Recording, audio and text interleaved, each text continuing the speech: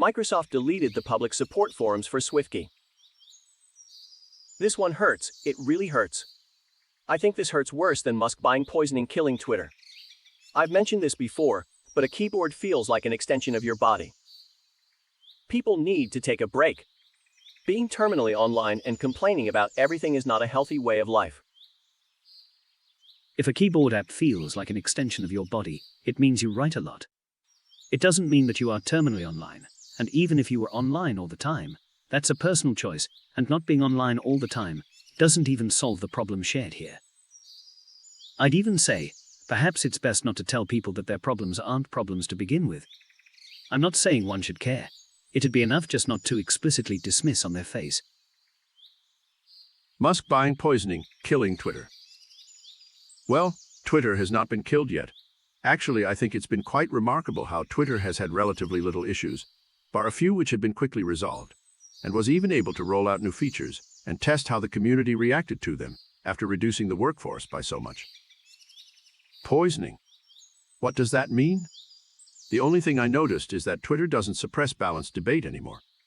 If you were hoping that Twitter remains a far-left echo chamber, then I guess poisoning is the right term. But I thought it became more balanced again. I always found myself disenfranchised by Twitter before. I'm not a right-wing American. I'm a European who hates guns, thinks climate change is the biggest problem we have, has mostly turned vegetarian, and supports the strikes and the workers' strikes in the UK and elsewhere in Europe.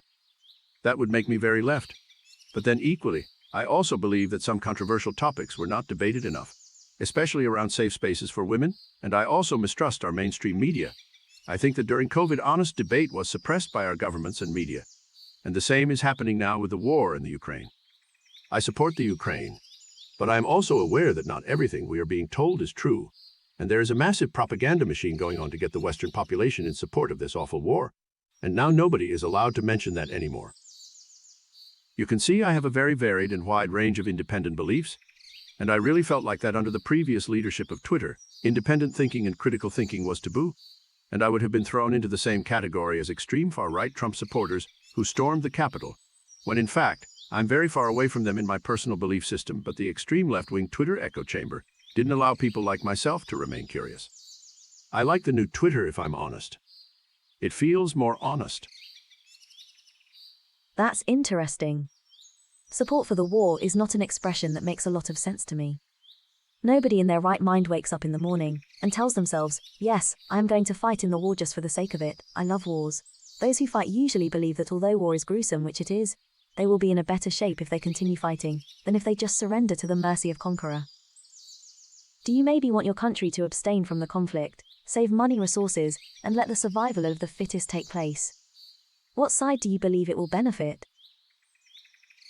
I think if you equate helping Ukraine defend itself against ethnic eradication with support an awful war, your judgment on what is a balanced debate is not reliable.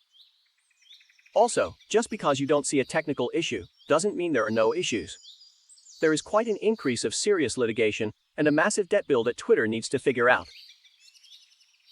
I think if you equate helping Ukraine defend itself against ethnic eradication with support an awful war, your judgment on what is a balanced debate is not reliable.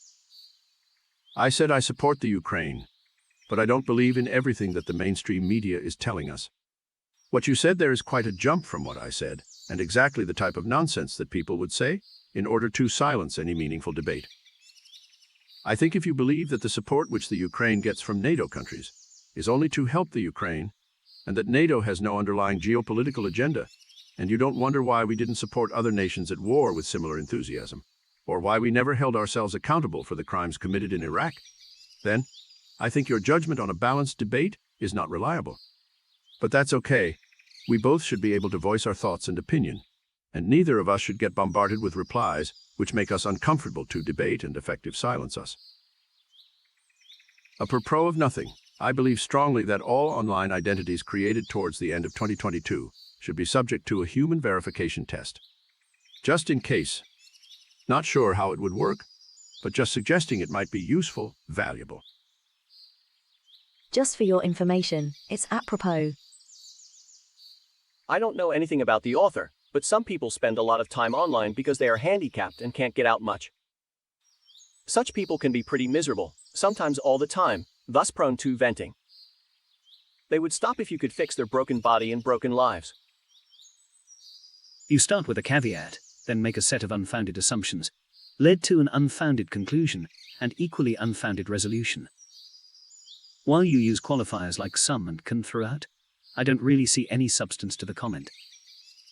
Basically, a single person existing that does match your comment makes your comment true, without any hint at how pervasive this might be. Says a person who is online. Drinking one glass of wine is not the same as being passed out on the sidewalk at noon. But the person is complaining about people complaining. I find it ironic. Why do we feel this need to dissect everything? Probably driven by fear, anxiety, and desperate need for validation or approval from the group or wider society. Do you agree? It's funny that Microsoft didn't care to update their SwiftKey keyboard for new iOS versions for years, and let it become a broken mess, and then when they finally release an update, it's because of a fucking Bing button. And since the update also actually fixes a lot of issues, it looks like they've had it ready for a while, and been sitting on it, and letting their app rot. Working there must be total chaos. The author later speculates on why. I actually was thinking along the lines of interesting coincidence, but now actually believe it is not a coincidence, and they really did do this just to prevent people discussing welding Bing and AI into the fucking keyboard. Forgive my ignorance, but what exactly does SwiftKey offer over the usual keyboard? A quick Google seems to bring up better predictive text and better multi-language support. Is that it? I mean, you say, is this it? But the multi-language support of literally all other Android keyboards I've used are basically unusable. Take Google's default keyboard. It requires you manually switch languages for swiping and predictive text to work. But that's completely unworkable for the way multilingual people end up actually typing texting. I swap back and forth across languages, even if just for 1 or 2 words, and having to explicitly toggle languages is a major speed bump in typing.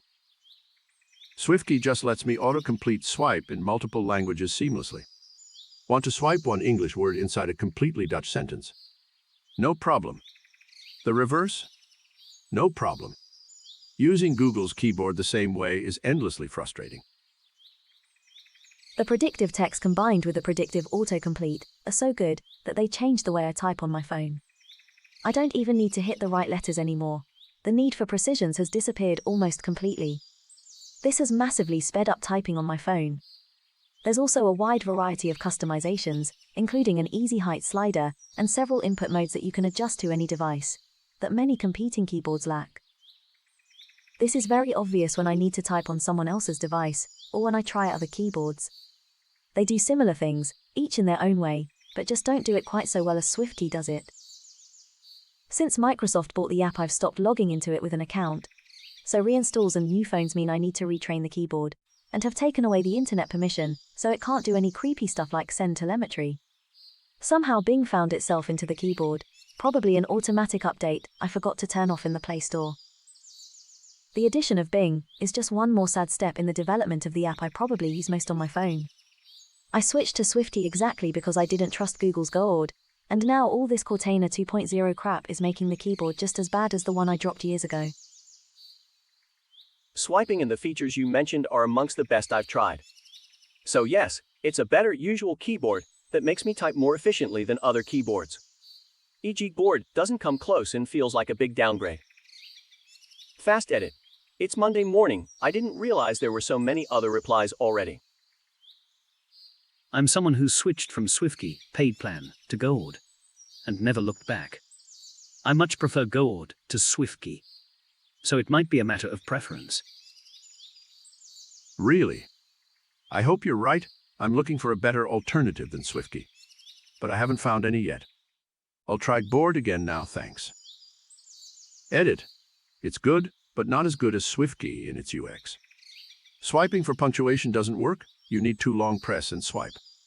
Pressing space to insert the prediction, and then pressing comma doesn't remove the space, so it requires an awkward dance to insert a comma and a prediction simultaneously. There's no gesture to dismiss the keyboard. The delete word swipe is a bit awkward. Long pressing buttons doesn't give you punctuation, and that's just what I've found in a few minutes of use. I hope they address these soon. The iOS standard keyboard does not support swiping if your language is Norwegian.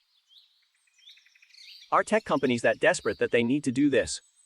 Maybe if it was bigger company. But this can't be a threat to Microsoft. They're all acting like starving rats feeding on their children. I used SwiftKey until recently, but the delay on bringing up the keyboard was annoying me too much. I couldn't justify changing phones just because of SwiftKey, so instead, I just went back to the default Google keyboard. I'm still adapting weeks after changing. The most annoying issue is that the Japanese keyboard on Gold has the key layout a bit different than the English one, so I cannot touch type on it like I did before. The features that kept me on SwiftKey is that is multi-language. Google Keyboard you have to switch to the correct language beforehand. I'm pretty worried that SwiftKey is now doing big no-nos like sending my data around, but Google Keyboard is absolutely unfit for my usage. Damn, the auto update got to me before I read this. Is there a way to roll back the update that bingifies SwiftKey on Android? It feels to me like there is a market opportunity for a new keyboard app manufacturer here. Possibly along similar ethical lines as Mozilla Firefox. There's bundled stuff because someone has to pay the bills, but it's only so much effort to turn it off.